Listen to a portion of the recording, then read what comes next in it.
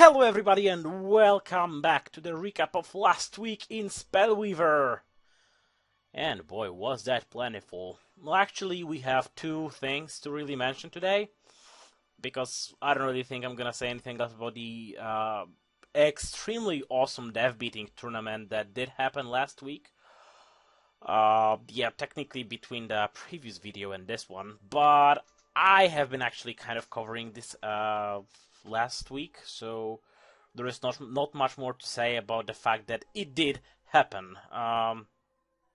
42 players, I think, something like that. It was nice. Actually, yeah, Vitamin C was asking me to take an upload the thing to YouTube, but well, actually, yeah, I was again recording it without a microphone, and I don't really have time to sit for another 1.5 hour and record an after the fact commentary for the shit.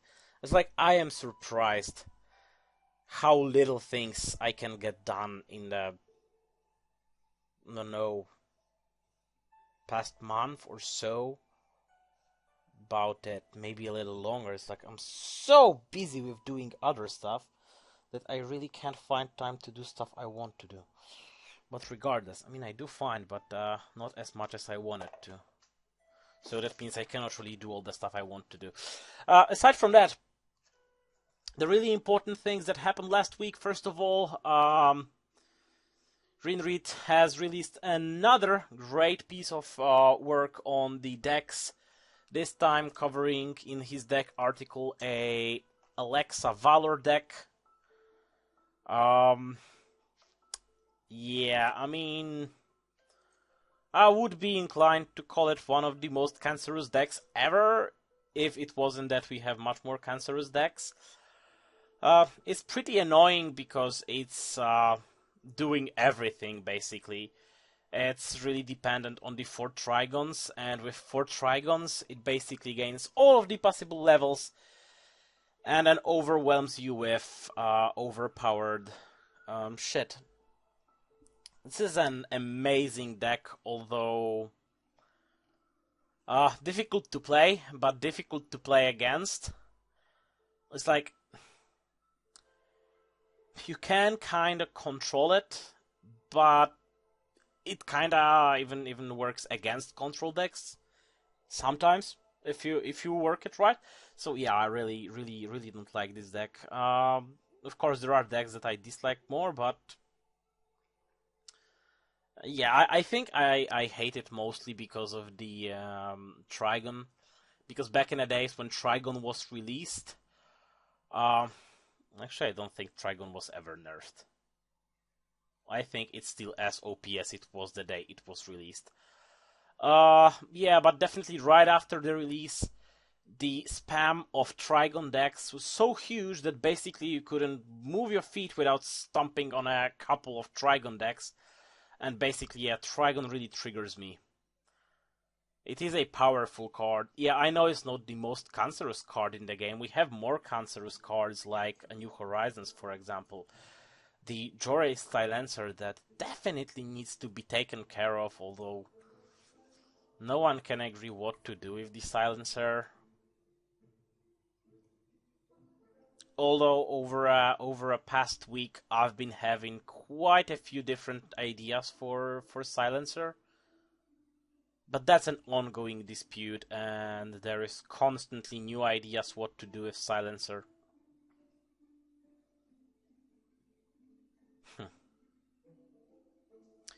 The most common idea was to make it die after. I mean, to make it stop only one card from one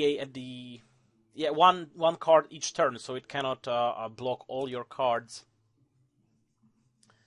This is probably like by far the most common idea for reworking the Silencer. But I don't know. There are definitely cards that are more cancerous than Trigon.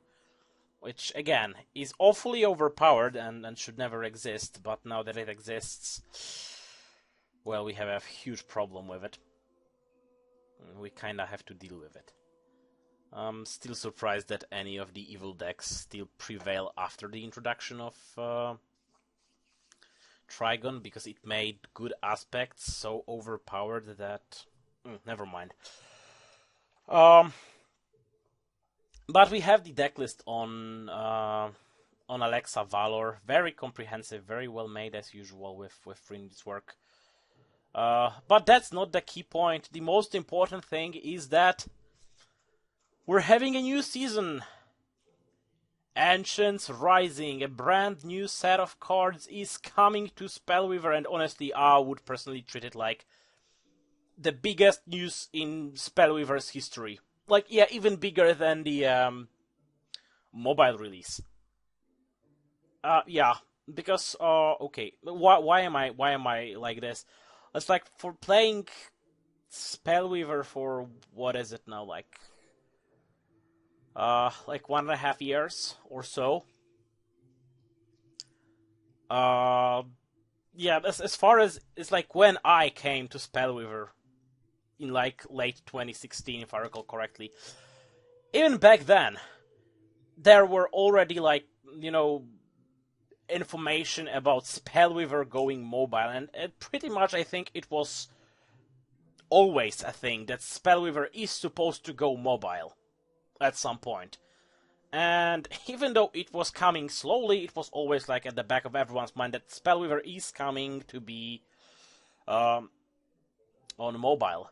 But on the other hand, you could be like, but wait, you're saying that, you know, new cards is such a big thing, and like it's a CCG, like CCGs are getting new cards all the time. Yeah, technically they should, but the amount of new content, like card-wise, we had in Spellweaver was, well, very slim to say the least. The biggest thing we got was the campaign introduction, which, frankly, I mean, I wouldn't call it a failure per se, although it has its problems. I mean, largely because it includes only Order. They still haven't finished it. Well, the reason why I don't really find the campaign enjoyable is a completely different story. It's not bad on its own. It's just I don't really like it. But that's not important. The Ancients Rising, a new set we will be getting, as announced before. 6 to 15 cards every month for the next year. Or actually 10 months, because we are planning 2 breaks on July and December for the team, for the dev team to have some vacation time, and that's like, well, totally understandable.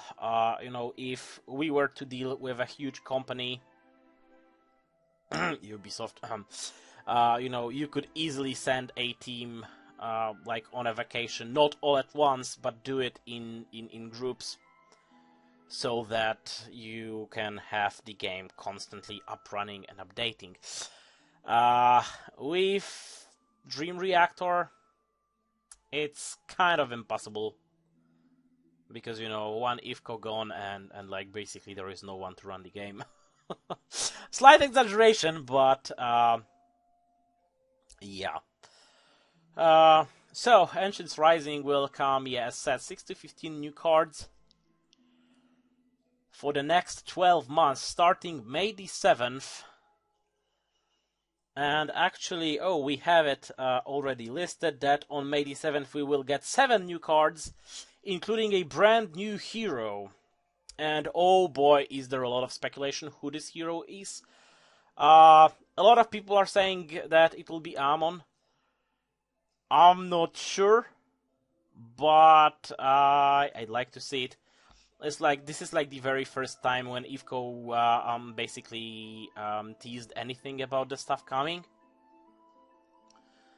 And a new hero, I was like, crap, I hope it's gonna be a corruption hero, because corruption is like the second most obvious thing.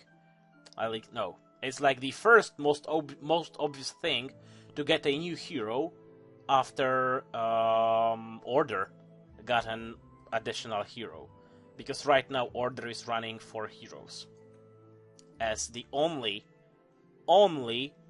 faction in the game because of the Amalric who was introduced in the campaign for the campaign's sake.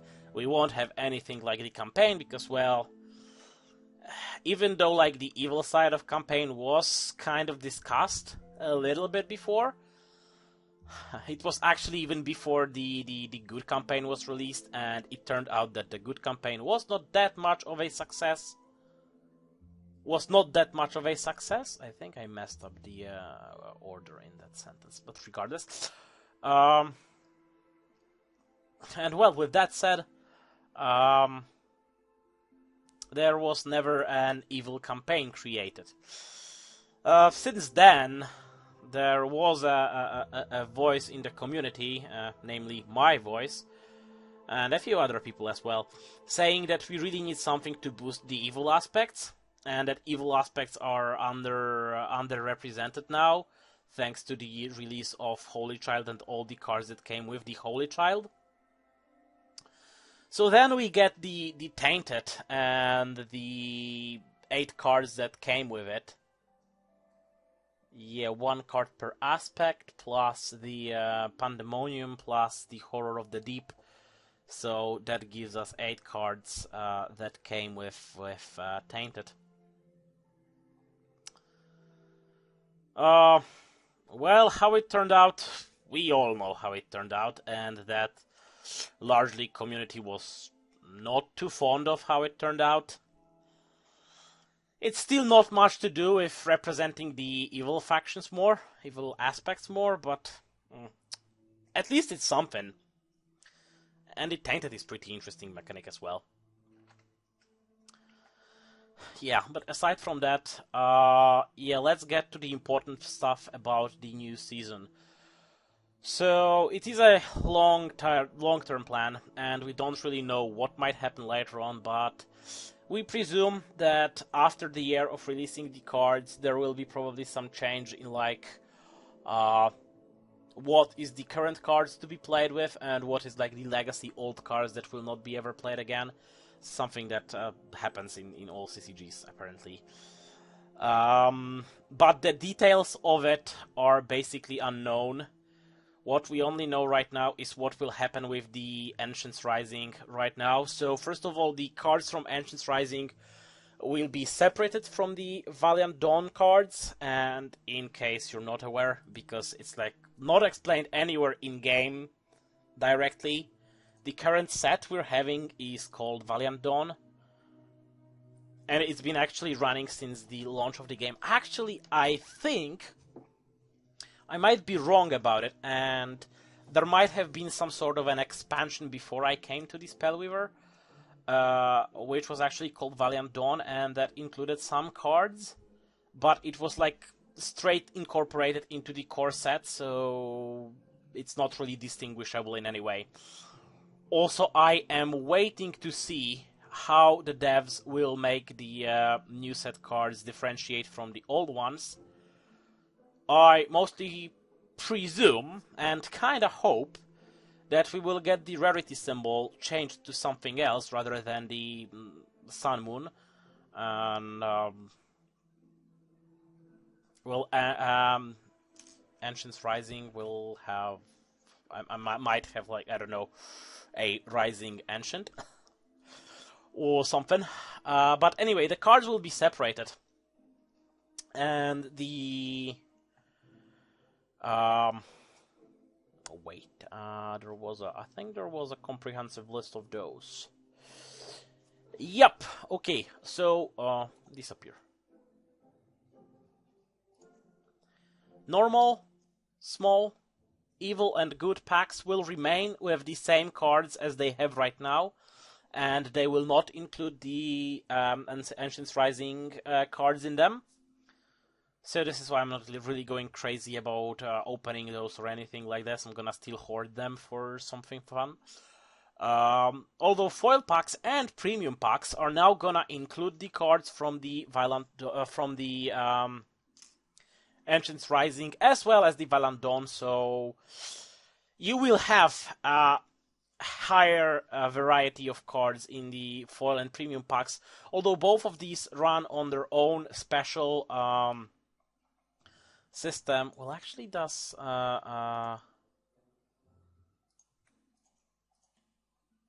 foil pack 3 normal? The cards are foil.